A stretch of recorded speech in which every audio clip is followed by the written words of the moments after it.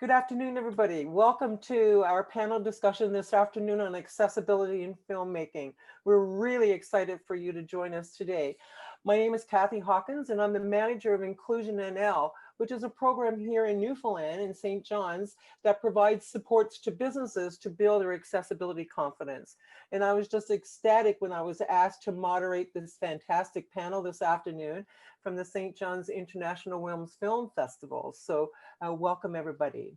Just as a quick go around, I'd like to start with Jojo. And Jojo, please go ahead and introduce yourself, and then we'll move on to Liv.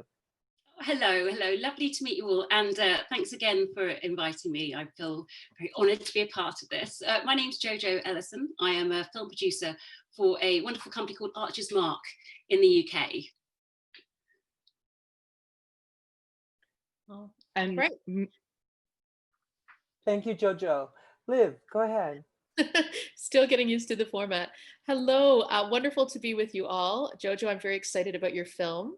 I'm Liv Mendelsohn. I'm the artistic director of the ReelAbilities Film Festival in Toronto, and our focus is on deaf and disability culture through film. Excellent. Thanks so much, Liv. Rebecca.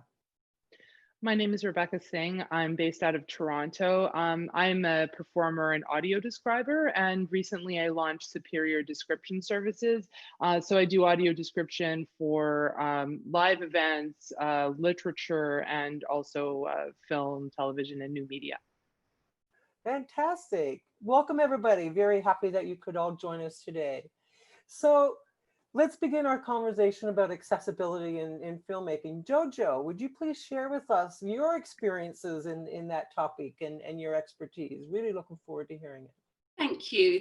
Yeah, absolutely. So as I said, my name's Jojo, and quite a few years ago, I created a film, well, a couple of years ago, created a film called Notes on Blindness. And I've got to be honest, in all honesty, this was the first time I realized the necessity of ensuring that your film was as accessible as possible. I think to that point, before that point, the idea of adding AD or subtitles to your film had been something that was certainly considered a bit of an afterthought and was left at the end of production, and generally with kind of little money put aside to it and a little time. And we realized when making this film that was just not the way it should be done.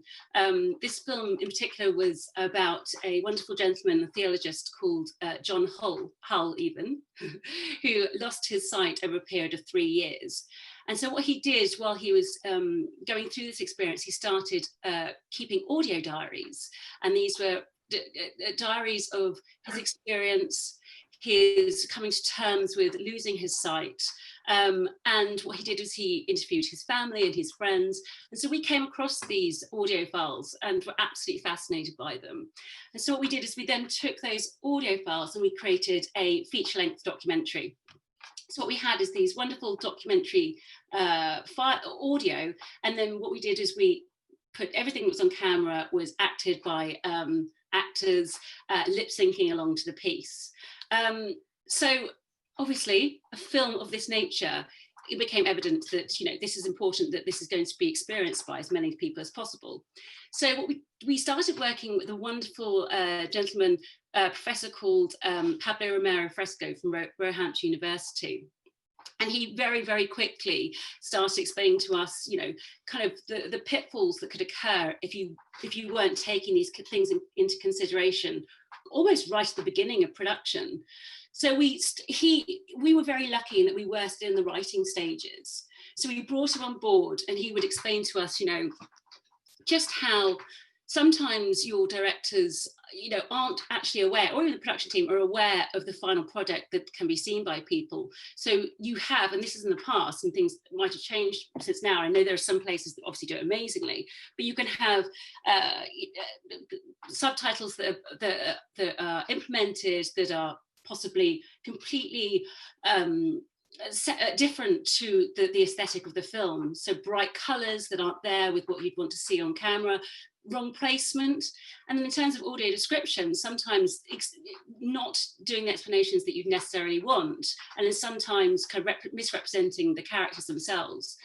So it was so important to bring this team of experts on board with us, and we were really quite lucky that we started this process very early on. We had this team attend set with us, so they'd be there and they'd be able to see what we're shooting, which kind of meant that they were, you know, able to have an effect on all manners of production. So even looking at the wardrobe, we were able to look at the wardrobe, make sure that these colours weren't clashing with the colour of the subtitles we were using, looking at the frame of the picture, ensuring that we weren't going to be losing any kind of key drama at the base, at the bottom third of the screen.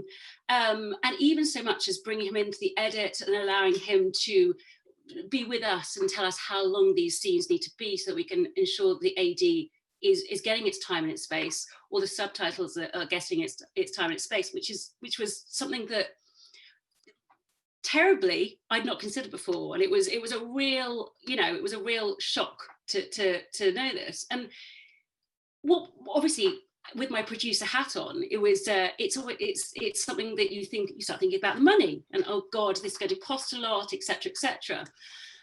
But if you look at, and obviously when you're talking to your investors or your distributors, you know, that's what they're looking at. But if you're looking at kind of subtitles and taking into consideration the foreign audience, which is also using subtitles as well, you're looking at, you know, perhaps as much as 50% of the revenue, and we're only putting in 0.01% of our budget for subtitles and accessible elements, which is mind-blowing, and it's, you know, something quite well, it's incredible.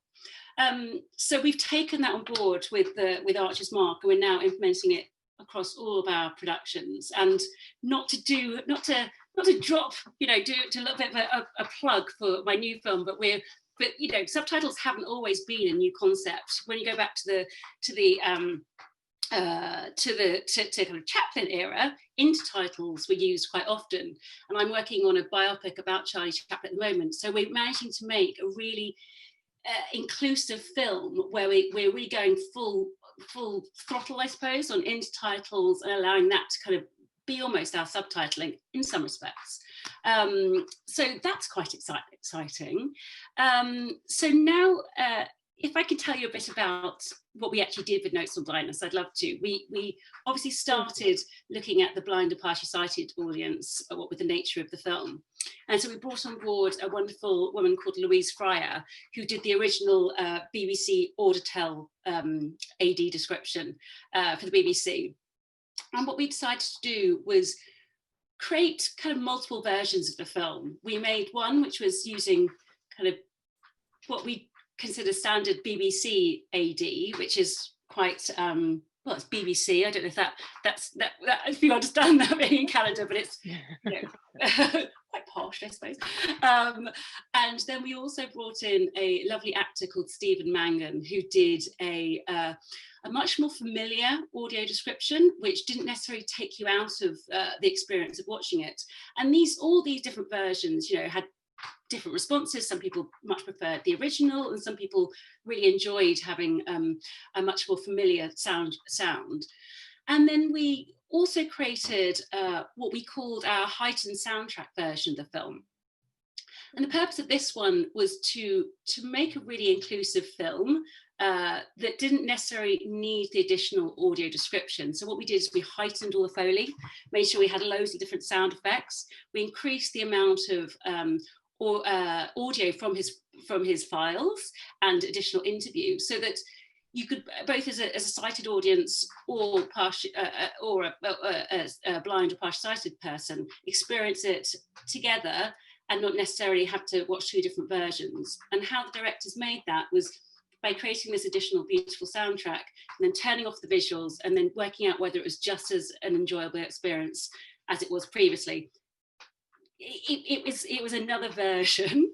And then finally, we realized that obviously this film is slightly unusual in the fact that it's got lip syncing along to documentary audio.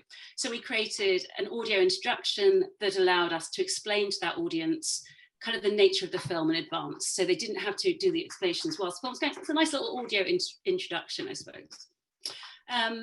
And then we obviously started looking at our audience who were hard of hearing or deaf. And we started working with different types of subtitles, including the standard subtitles, but also some, what do we call them? Some subtitles essentially that tracked around the screen. And how we did that was by working with a couple of audiences and using eye tracking software to look at where the audience were looking on screen and then moving those subtitles around them. I mean, and we did that because obviously when you watch a film, there is a possibility, if your timing's not great, that you're going to be losing a lot of the on-screen action if you're scaling down. So this gave us the ability to move around and make sure that those elements weren't necessarily lost. And then finally, we started working with a wonderful app called Movie Reading. Actually, I don't know if you guys know, I am a huge fan. I'm a bit obsessed with this app. And essentially what Movie Reading does is it allows you to have your own personal audio description or your own personal subtitles on an app on your phone. And it's incredibly clever. It means that if you go into a cinema, you can, the app uses kind of Shazam technology. It can hear what's going on and it'll sync with the picture, or sorry, sync with the movie, and allow you to have your either your AD coming through your own headphone or your subtitles on your phone. And it's super clever. It means if you happen to nip to the toilet halfway through, it'll come back in and it can still resync. It's fab. And what that app also did, which I particularly love, is allow you to watch that film, not necessarily in the cinema, or you can watch it at home with your friends, and it can be a super inclusive experience because you're all experiencing the same film. We did find when we were doing our research that typically, and I don't know if this is in Canada, that often you get your subtitled version of the film on a Monday at say 2 p.m, which is not necessarily the time that you want to go to the cinema. So it just gave you that a bit of extra flexibility of being able to watch the film when you wanted. So that went brilliantly well, and it seemed to work. And we had, I mean, there were a lot of hurdles, obviously, creating multiple versions of the film and working with our distributors to ensure that they were all as available as the other one, which was tough. You know, having to work, having to explain to cinemas in the first instance that yes, it's okay to bring your phone in for this particular audience member because of Movie Reading, obviously is a hurdle because no one wants phones in the cinema. And also we did find that that you know, in instances where people were using the kind of standard technology that was available in the cinema for listening to audio description, that those headsets weren't charged or they weren't available, and it's just something that's neglected because because people don't consider it important, which is just insane. So I spent a few days calling around all the cinemas in the UK that were showing our film and kind of giving them a bit of a lesson and how important this was, and it kind of explained to them, you know, why and just how simple it was, and to allow people to bring in a phone, which was just fun, enjoyable 2 days. So yeah, as I said, Archer's Mark are wonderful, and this is kind of like what we try to bring through on all of our films now, but also in our advertising, just how important all of these things are. And we're since doing a series with Netflix, who are fantastic in that they've got their own department, and they're also really excited about any kind of new ideas. You know, and they all, you know, these ideas are ones that we've tried and tested a bit, but there have been different responses, and people do sometimes like more traditional ways, but we like to try and give them the opportunity. So I think, yeah, so that's kind of what we did. But I think my kind of, as keeping my producer head on, I think what's always is the fear is that no one really wants to put the money in this area, and it's unbelievable, I think. But if you have that knowledge of like how big an audience it's going to reach, then it's you know, there's no way you can turn around and say no to something like this. You know, you know, it's if you were an architect, you wouldn't go and build a house that didn't have wasn't accessible to all people. And you know, as filmmakers, we should be thinking exactly the same thing, I think.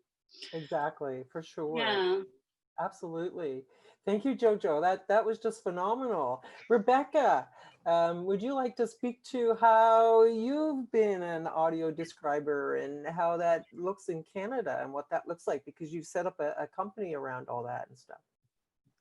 Yeah, sure, absolutely. I got trained as an audio describer in 2011, and have mostly actually done live work, so live theater and opera and installations and things that required me to have essentially be there in person live and deliver the lines live. And I've done that also for some recorded work. But about 3 years ago, and sort of separately, I am a performer. I've done every actor job that has ever existed, and also done a bunch of filmmaking work, and I'm familiar with these production processes. And I'm a producer as well myself. And so what that's led is to me actually working with a lot of producers and directors to sort of custom build ways for their work to be more accessible, that meets their budget, and that is creative. And Notes on Blindness is such an amazing example of how audio description and accessibility can sort of be embodied in a production. So I'm thrilled to hear more about it myself as well. But maybe what I wanted to sort of just talk about is something that will perhaps resonate with people who haven't had audio description or described video, as we call it here in Canada. In the UK, it's called audio description, and in the US, it's called audio description. But here in Canada, we call it described video when it comes to recorded media. This is based on my experience in the last few years, speaking with directors and producers. And so one baseline thing is, a lot like blind people watch movies. lots of movies actually. They are part of the audience, and so taking those steps backwards, sort of like Jojo was mentioning, to think about your blind audience or partially sighted audience in pre-production, and planning out opportunities for when audio description can be inserted. It's sort of the same thing as leaving space for those captions at the bottom, not doing extreme close-ups, and because they'll be writing at the bottom, it's going to ruin your shot. So similarly, filmmakers or producers of media of any type have been slowly starting to think about these accessibility opportunities, essentially, in creating their work and in editing as well.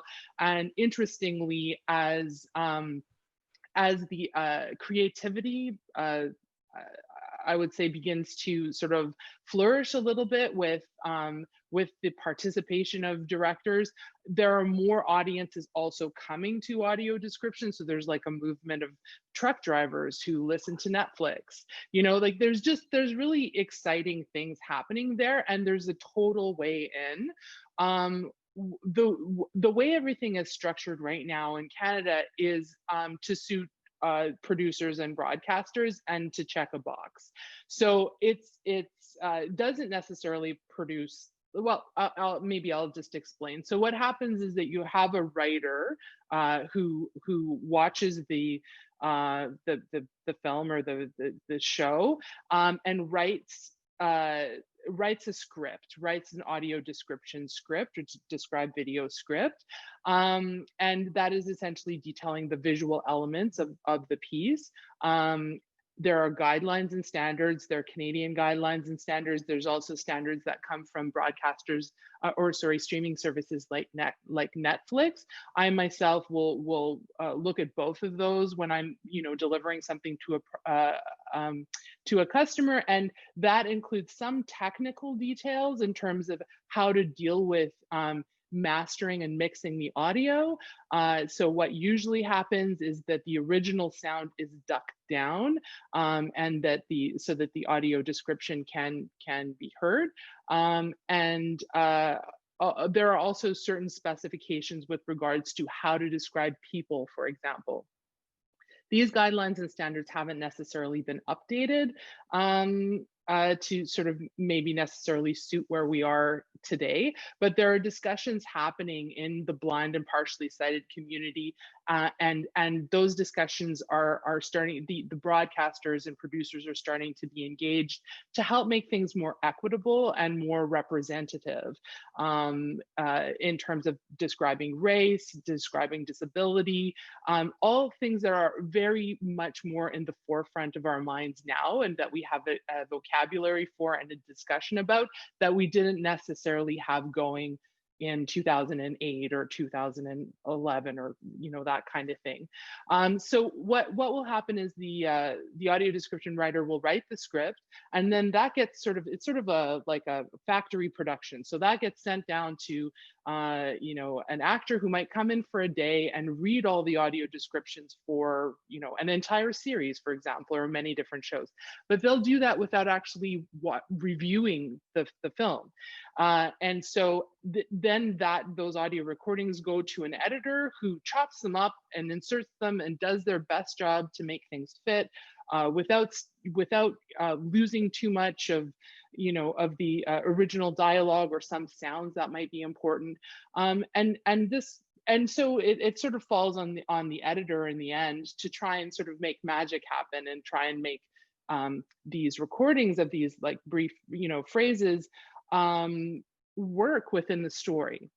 The way that I work is I'll do everything in sequence and really focus a lot more on timing, because I am used to this coming from the live theater. You can't take people out of the story. You need to be there with them. You can have inflection and intonation. You can help support the mood and the energy of the particular moment with how you use your voice without necessarily editorializing. But you don't have to sound like a dry robot.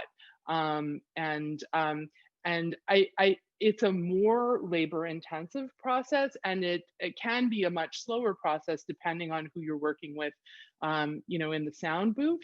But ultimately, it's less distracting, and the quality, and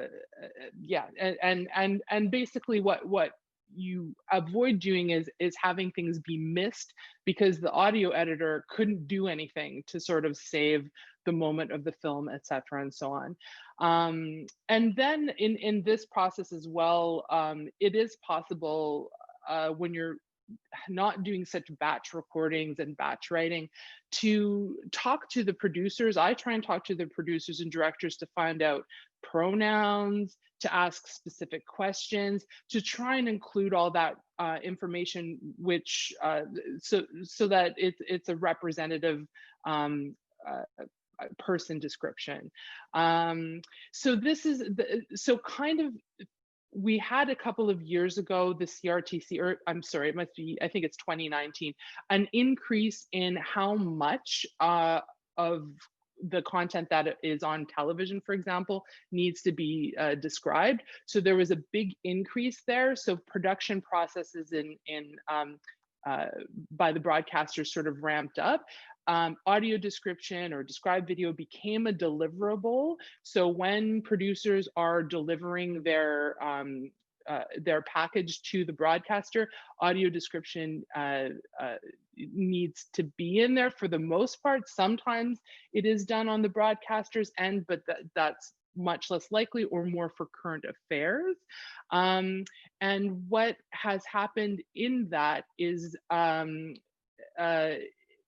that we have more, but kind of quality has dipped down, and practices that had existed in the past, for example, the person who's in charge of delivering the package with audio description to the broadcaster is the post-production supervisor, and it's often not the habit of the post-production supervisor to listen to the AD or the DV. So it means that it happens and no one checks it, and then it gets broadcast or put on the air, and then it's the end user who is like, what is this? If there's a technical problem or what have you. So that's where we're at here now.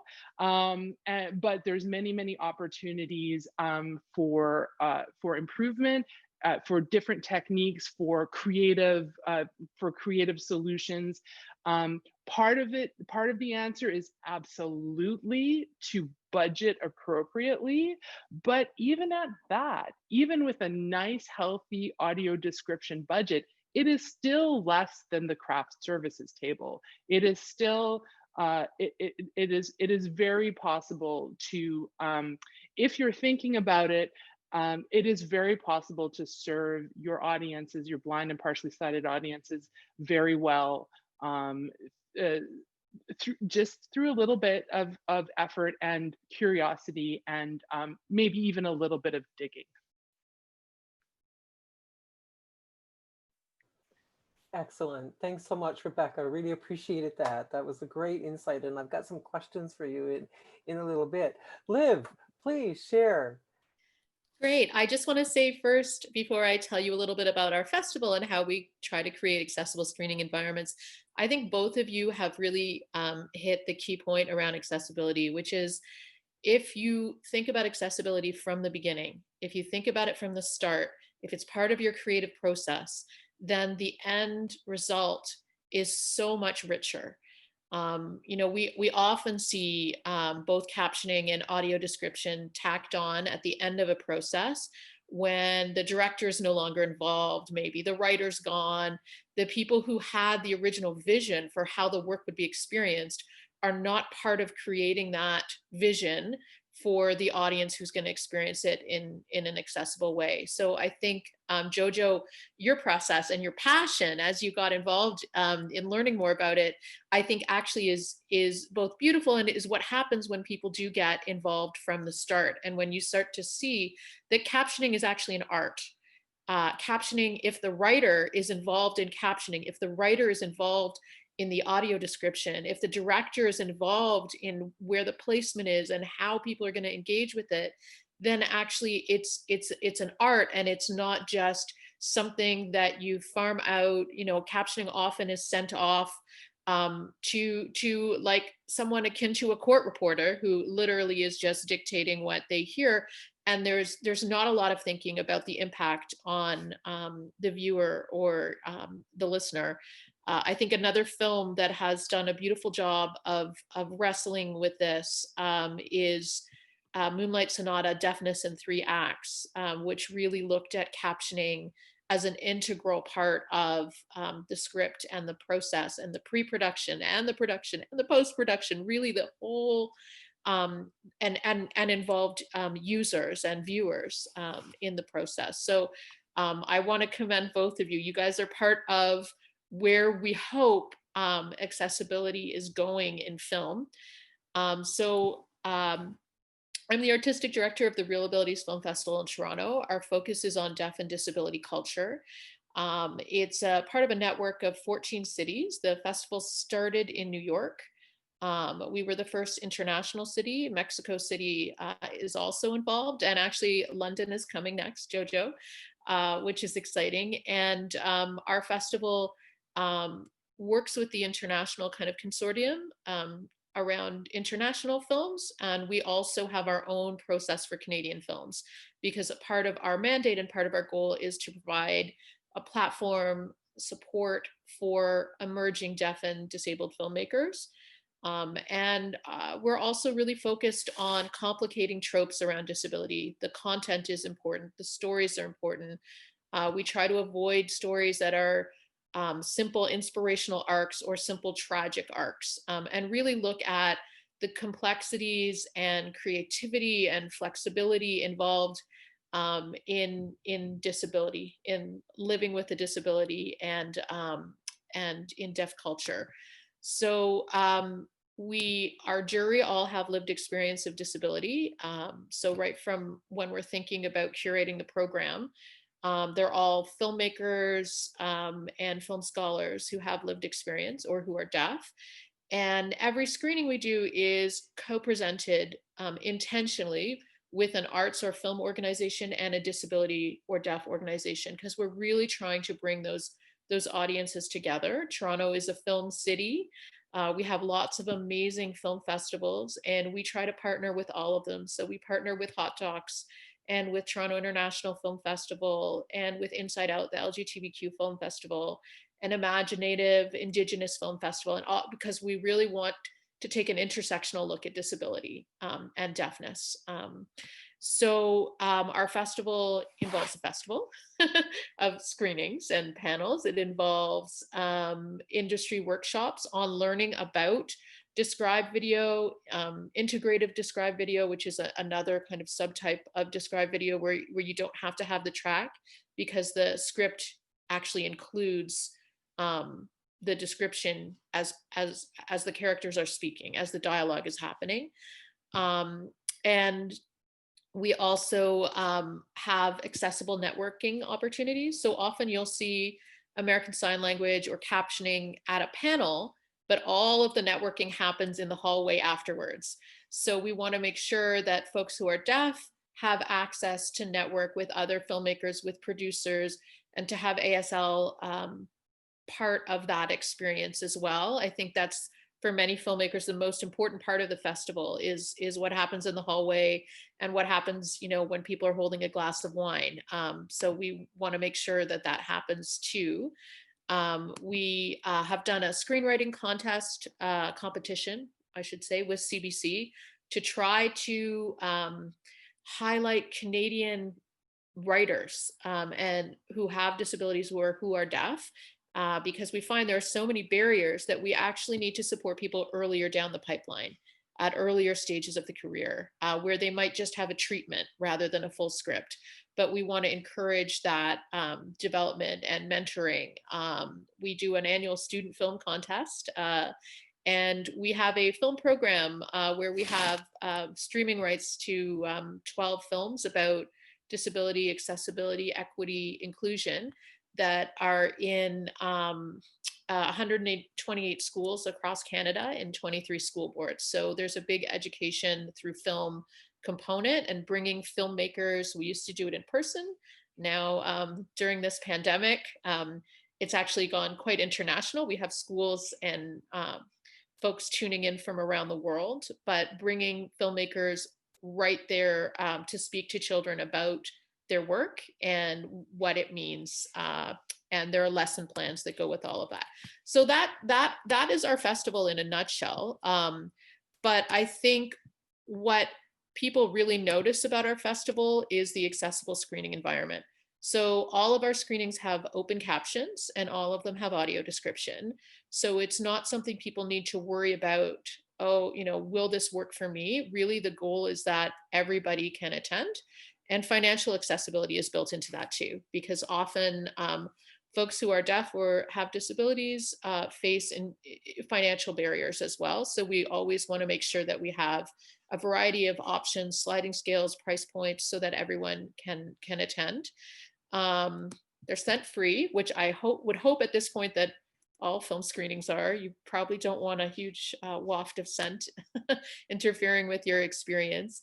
And they're in a relaxed environment. So we make an announcement before every screening that speaks about how, this is a different kind of film screening. People can come and go as they need to. If you need to move your body in whatever way it needs to move. It's not a shush environment. We want people to be able to be comfortable and to not wonder and worry if they're able to access the film. And as a result, we have audiences who really look forward to our festival because it's the only live films they get to see in a year, because they aren't able to see a film in a cinema. I think, Jojo, the point you made about those terrible headphones and the lack of knowledge about, or the captioning devices, the lack of knowledge around theaters in how to use those. They often have two accessible seats, which, not great. And they're usually at the back and they're usually to one side, and you can't view a film with the person you came with.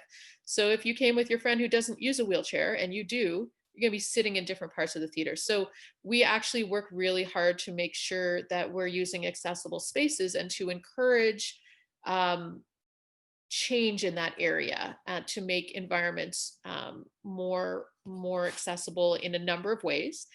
And we're also really mindful of our communications, our marketing, our outreach. So our website is accessible, for instance, to screen readers. We use a lot of video logs, vlogs with ASL, so that folks who are deaf can find out about our festival and can access the films. And we caption all our videos online as well. So a real community has grown up around our festival, which is lovely. We've seen emerging filmmakers become experienced filmmakers and mentors. We have volunteers who have gone on to make their first film or act in their first film.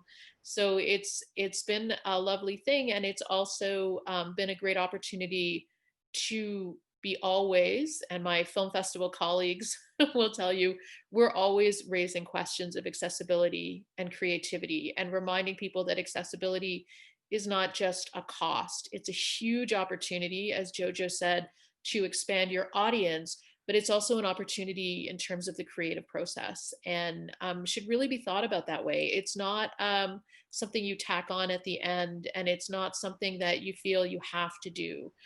If that's the approach you take, then you're going to get a really a result that doesn't do justice to the work that you've tried to create. So we work with filmmakers. We ask that filmmakers include audio description and captioning in their submissions to us, but we recognize that not everybody is able to do that, especially within the Canadian industry. As you said, Rebecca, it's not required, and there aren't a lot of incentives to do that. Although you may later do it for broadcast, there's no reason you would do it when you're putting something out on a festival circuit. So we do work with them to create audio description, and with amazing, really artists like Rebecca, because I think audio description is absolutely an art, and with captioners, and we try to create something that will provide an experience that's as interesting and compelling as everyone else is viewing who isn't using accessible features. So I'll stop there, but I'm thrilled to be on this panel, and I think you both have done fantastic work. So it's great to be in such good company. Thanks so much, Liv. Really appreciate that. So we have about 15 minutes left. And I just really wanted to open the mic so that you all had a chance to connect together. Just wanted to see if either of you had questions for each other, and just kind of wanted to have a conversation about your experiences and what that looked like, and even to delve a little more in terms of other things that you've worked on around accessibility in filmmaking, and how has that evolved? Well, Jojo, go ahead. Well, to be honest, I'm only on the second film after Notes on Blindness, so that was a long process. But as I said, working on Chaplin is it's fantastic. We're working with the same directors and with Archie's Mark again, so it's just an opportunity to take on board everything we did before and make sure that we're doing it again, and kind of expanding on it, I suppose. We're working with a wonderful guy called Josh Branson, who is our accessibility expert, and he's from Roehampton as well. He worked with Pablo, and he's just bringing in the most exciting ideas, and it's going back to the point about not having your directors involved, and working with these people directly, or producers if it's difficult and you haven't got your directors. But it baffles me to think that you've spent, what can be 4 or 5 years making a film, and then you're essentially letting go of it, which you never do anyway. You're letting go of it, and it's going to go out there, and it's going to be seen by such an enormous audience in a completely different way, and to not have any input, or not, input in that is baffling. And I think that to be honest, I don't think directors realise sometimes that this is what's happening, and I think lots of them would be absolutely dumbfounded to find out that their projects have been perhaps I don't want to say ruined, but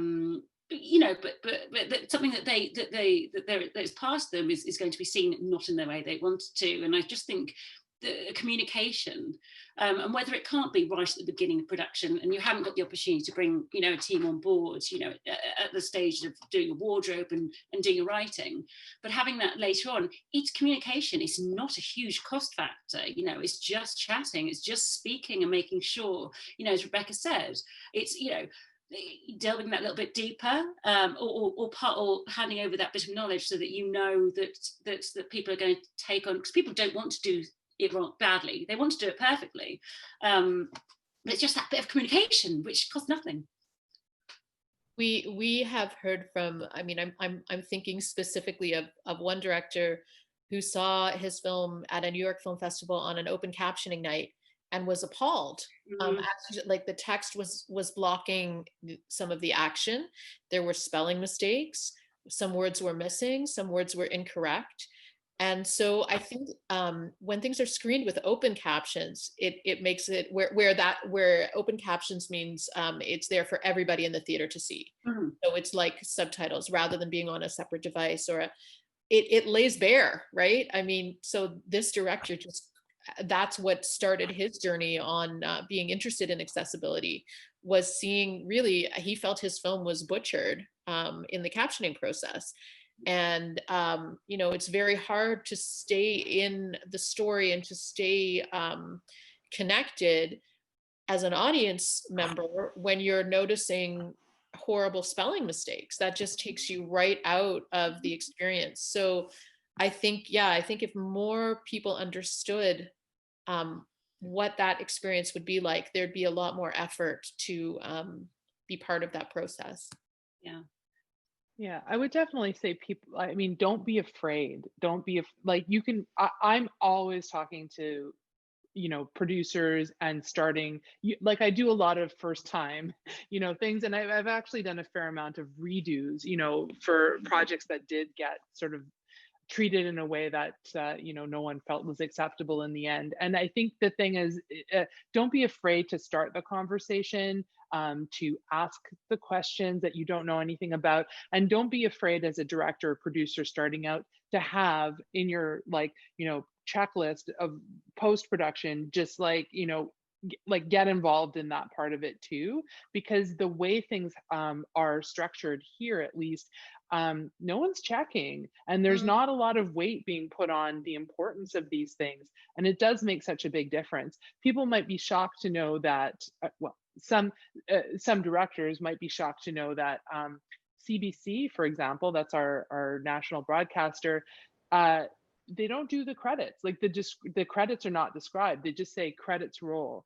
And there's various different reasons for that. On when they are broadcasting on television, things just fly by. But they are all now put on the web as well. And there's time for credits. So you don't have a director's credit, you don't have an actor's credit, like no credits at all. So I've been approached by directors who, for them, that wasn't acceptable. And so we've put in the credits. It's totally possible. I think also in the Canadian context, there has been movement within our government grant system for arts. There are now separate pieces of art grants from Canada Council, from within Ontario, the Ontario Arts Council, but it's true of other provinces, where if you're applying for funding, you can also apply for specific funding around accessibility. So what a shame to miss that opportunity. I think as people are realizing that, as it's becoming more known, I'm hoping that will drive more work in this area. Liv, do you think that that's a result of the legislation in Canada, the Accessible Canada Act, and any funding that's coming from the federal government must have accessibility features built in now? But that's relatively new. That just came into fruition just last year. I think it's a combination of more awareness because of legislation like the AODA here in Ontario, but also the National Act, the Act in Manitoba, but also a growing recognition in arts communities that disability is, an underserved and a community that's not heard from enough, and there are inequities and barriers. So I think just as there's been some recognition, and absolutely rightly so, around race, indigeneity, all sorts of other dimensions of identity and experience, there's an understanding that deaf and disability culture is actually a culture worth exploring, or cultures worth exploring. Mm-hmm. Yeah, I wanted to go back to what you just mentioned. There was also Rebecca, and about, you know, having an AD script that is describing a person correctly and how they want to be described. And I think, you know, if you have an AD script, or AD script, sorry, I'm going to keep saying AD script, that you've worked with the directors, and you've essentially got that as part of your package that you're then going to deliver to your local distributors, but also when you go to another country. I mean, there are, you know, you don't run the risk of then it going to a country where they're not necessarily au fait with, you know, certain sexualities, or as understanding of how we have the importance of describing someone correctly, and then they will change it. So if you haven't already okayed that script, you have got an AD script that you can then pass on as part of the package that they can then, you know, reversion into their own language. They've got the ability then to go and do what they want with it. Yeah, which is absolutely. I think that also something that people may not realize is, if you have audio description, if you have a script or an audio described version, and you are submitting to festivals, tell them, because the festivals, this is one thing I've realized, a lot of festivals just don't ask. And so they ultimately are not able to they just don't know if the films that they've programmed are audio described, and so it just gets skipped, you know.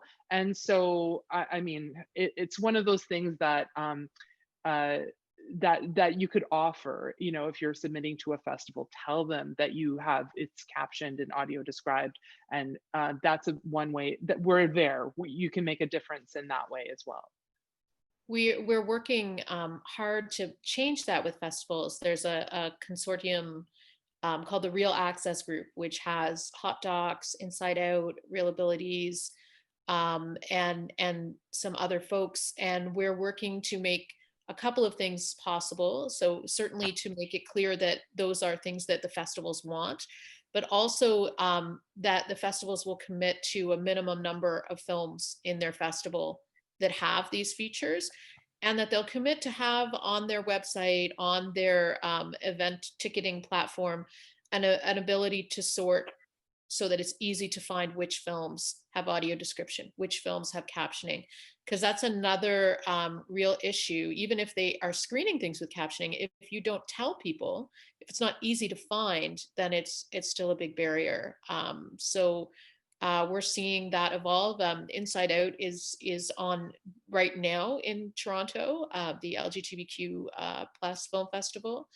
And now they have, as part of their search function, they have both accessibility as a feature list and disability as a topic. So you can search by interest or by accessibility feature. And they also have an access pass for the first time. So it's a specific set of tickets that are for all the films with that have accessible features in one pass. To make it easier, even if there's a small percentage overall, at least it's now easy to buy a pass as an audience member to all of those films that have those features. So there is some progress. It is never as fast as, you know, we all want it to be, but it's definitely happening. We've seen Hot Docs take huge strides in that area, and a lot more of their films have captions. They screen a lot of their films with open captions for at least one screening, and a lot of films with described video. So I just want to commend our friends at Hot Docs, because I think they really are an industry leader in terms of major film festivals who are walking the walk. Yeah. Excellent, fantastic. I know that we've talked about, you know, we really need to talk about accessibility from the beginning. For a film producer who is probably watching us in the last 5 or 6 minutes that we have, where would you suggest that person begin? right at the beginning. So I think, yeah, I mean, as I said previously, it's always, you know, the biggest concern is the budget. And I think taking that out of the equation and being able to voice to whoever you're getting funding from or whoever you're distributing to, and just being able to really voice to them just how vast this audience is and how important it is and how much the revenue is going to come from those audience members. It's a very easy way of not getting away, sorry, wrong words, of being able to increase the budget in that area. And in terms of kind of production, the actual production process, if you have the opportunity to start right from you know, writing at that stage, brilliant. But also don't worry if you don't, because that's a huge task, I think, for a producer to sometimes feel that they can't discuss with the director, and it can be brought in you know, at different stages, but just don't leave it till right to the end. That's not what to do. And also just be really open with your director and explain that that this is going to have a huge impact on how a huge audience is going to see your film. Surely you want to be involved in that process. I think a good resource here in Canada is Accessible Media. They have, they're a TV broadcaster and radio broadcaster in English and French. They have a guide to describe video, and they have people there who can help you find amazing people like Rebecca, but also can help you in your process. So I definitely recommend, if you are just thinking, oh gosh, this sounds overwhelming, this is like a whole area I never thought about, that can be a good starting point in understanding a little bit more about what some of this can look like. Yeah, I would say I would say for sure a good starting point is and I've said this before, Jojo, watch Notes on Blindness, you know, or go to the website and then see how, like, see what, when you get creative, what you can come up with. It's a great example of that. So definitely check that out. Next time you're on Netflix, most Netflix shows are audio described. So you go into the sound settings and you turn on, I think it's English DV. On CBC, it's called descriptive narration. Know that there's 10 million different titles for these things at this point. It's called open sound, or there's a lot of different ways that people describe it. Don't feel intimidated.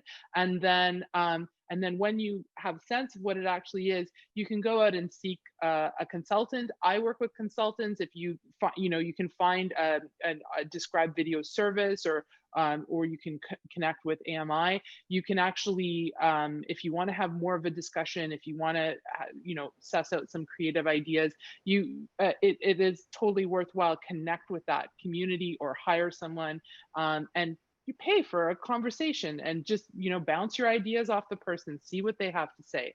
It's definitely always an excellent idea to include the community in the planning of it as well. Excellent. Any final thoughts? Go ahead, Jojo. I was going to say, during our process, we obviously realised, firstly from my experience and not knowing where to start, we at the end created a kind of a how-to of making your film accessible as well, which we can make available. Is that available online, Jojo? It is available online, yeah. Fantastic. So I'm sure that we'll get that web address from you. Any final thoughts? Any other things that you'd like to share with our viewers before we finish up? We just got a couple of minutes left. A fun way to, if you're not blind or partially sighted, and this isn't part of your day-to-day, a fun way to experience and get used to described video is, I turn it on Netflix when I do the dishes. When I'm not able to focus, but I still want to be entertained. So I think there are a lot of ways to, and a lot more people than just disability communities who benefit from it. And it's something that once you get used to it is quite fun. Excellent, thank you. I would just say, don't be afraid, just go for it. People are so appreciative of